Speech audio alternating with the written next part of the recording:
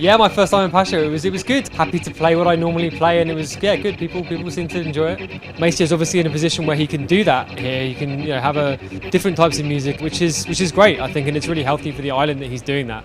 There's a full club tonight, people are into it, and you can't really ask much more than that, can you?